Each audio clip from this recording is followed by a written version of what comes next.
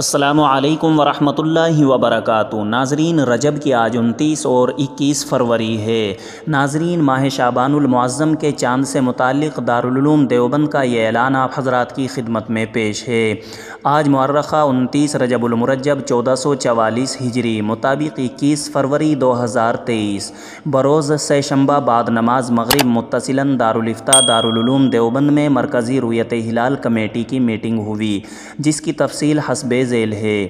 چاند دیکھنے کا اہتمام کیا گیا، چاند نظر نہیں آیا، البتہ ملک کے مختلف علاقوں سے باوثوق ذرائع سے رؤیت عامہ کی خبریں موصول ہوئیں اور متعدد چاند دیکھنے والوں سے براہ راست رابطہ بھی کیا گیا۔